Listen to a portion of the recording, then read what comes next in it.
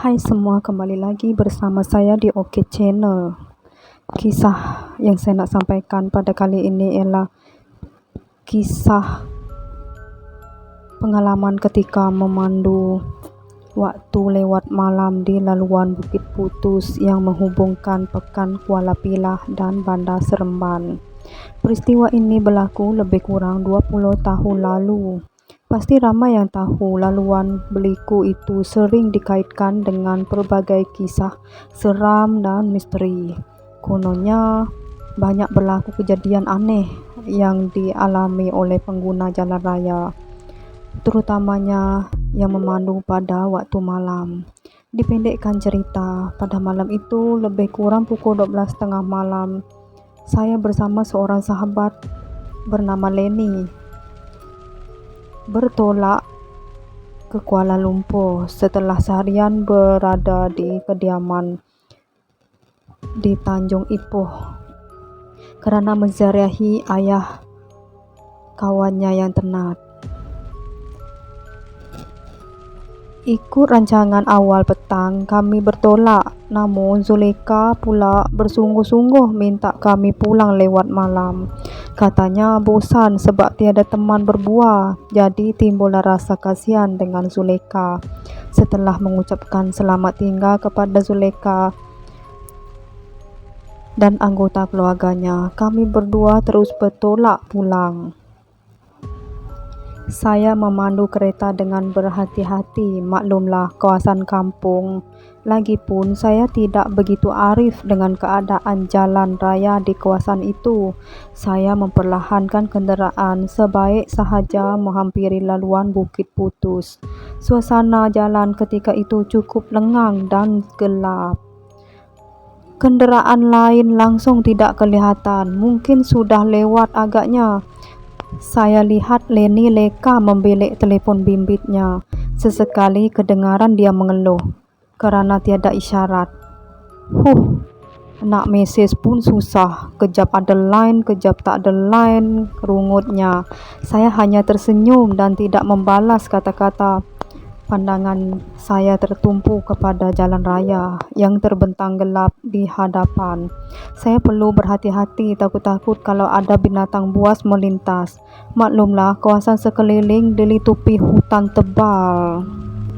Sedang leka memandu, tiba-tiba saya tersentak serta-merta. Saya menekan brek.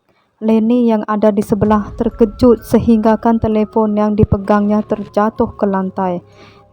Kenapa pula kau brek emergency ni? Kau sengaja nak pedajal aku kan? Katanya sambil tangan meraba-raba di lantai kenderaan untuk mencari telefon bimbitnya yang terjatuh. Saya terdiam. Perlahan-lahan saya kembali tekan minyak kenderaan. Mata saya liar memandang sekeliling. Sorry lah, aku tak sengaja. Aku berasa macam ada sesuatu yang melintas tadi, jawab saya. Ia memang saya perasan ada sesuatu yang melintas tadi, namun saya tidak dapat mengecam apa objek tersebut kerana ia berlaku agak pantas. Jika tidak, mana mungkin saya menekan brek secara mengejut begitu. Saya toleh ke arah cermin sisi pandang arah belakang. Tidak nampak apa-apa yang mencurigakan, kecuali suasana jalan raya yang gelap gelita. Saya terus memandu dengan penuh berhati-hati. Perlahan-lahan kereta yang saya pandu menyusuri jalan Bukit Putus yang mempunyai 32 selekoh itu. Dan cahaya lampu tinggi kenderaan jelas kelihatan jalan raya di hadapan yang lengang, bengkang-bengkok, tak ubah seperti bentuk ular raksasa. Sedang asyik melayan lagu-lagu di radio, tiba-tiba saya tersentak lagi. Lantas saya pasang lampu tinggi. Tidak jauh dari hadapan saya nampak sama-sama satu sosok berada di hadapan, di bahu jalan. Cuba kau lihat depan sana. Apa benda tu? Tanya saya kepada Lenny. Lenny mengecilkan matanya sambil mengerut dahi, cuba mengamati objek di hadapannya ketika itu. Entahlah, tapi nampak macam orang. Entahlah, ada kecemasan tak? Katanya. Kenderaan yang saya pandu semakin melewati objek tersebut. Dari sinar cahaya kenderaan nampak jelas serta sosok sedang duduk di bahu jalan. Tetapi mukanya tak jelas kerana mukanya dihalangkan ke arah hutan tebal berdekatan. Yang peliknya, dia tidak langsung menghiraukan kenderaan kami yang semakin hampir dengannya. Nampak macam orang. Nak berhenti tanya ke? Kata Leni lagi. Saya langsung tidak menjawab soalannya. Perasaan saya berperang sendiri, tidak tahu sama ada ingin berhenti atau tidak kerana seolah ada sesuatu yang tidak kena ketika itu. Aku berasa kita tak payahlah berhenti. Kalau dia minta tolong mesti dia tahan kereta kita. Ini dia buat tak tahu saja. Mungkin dia sedang tunggu seseorang, jawab saya sambil memaut steering dengan erat. Leni tidak membantah atau mengiyakan. Sebalik sahaja kenderaan yang saya pandu ingin melintasnya. Tiba-tiba tanpa disangka, makhluk itu memalingkan mukanya ke arah kami. Nampak jelas matanya berwarna merah menyala serta lidahnya terjulur panjang hingga mencecah jalan raya. Kami berdua tergamam. Tiba-tiba makhluk itu mengesot merangkak ke arah jalan raya menuju ke seberang jalan. Kret! Saya menekan brek secara tiba-tiba. Nasib baik kereta yang saya pandu tidak laju. Jika tidak, pasti berlaku perkara di luar jangkaan. Saya dan Leni menarik nafas panjang sambil berpandangan. Ti, apa benda tu Ti? Aku takut ni, kata Leni. Saya tidak membalas perkataannya kerana saya sendiri tidak mampu mengeluarkan kata-kata ketika itu.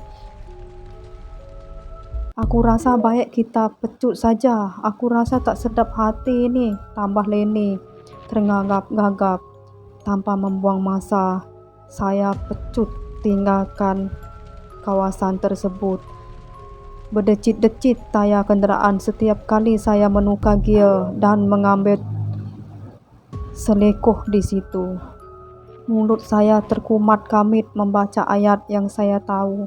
Saya tidak tahu macam mana ingin menggambarkan perasaan takut ketika itu. Syukurlah setelah berperang dengan 1001 ketakutan dan pelbagai emosi, kami akhirnya menghampiri pekan Seremban. Saya dan Leni mengucap syukur kehadirat ilahi kerana mampu mengawal perasaan ketika itu. Saya menarik nafas lega setelah kenderaan yang dipandu masuk susul lebuh raya utara selatan menuju ke Kuala Lumpur. Kau rasa benda apa yang kita nampak tadi, Ti? Tanya Leni sebaik kami berhenti di hentian rehat dan rawat nilai. Saya tidak mampu menjawab pertanyaannya, namun apa yang saya percaya, apa yang kami lihat, saksikan tadi adalah syaitan yang sering diceritakan oleh pengguna jalan raya ketika melalui kawasan tersebut di waktu lewat malam. Okey korang, itu dia cerita daripada saya. Semoga korang terhibur. Jangan lupa like, komen, subscribe dan tekan butang loceng sekali. Bye-bye.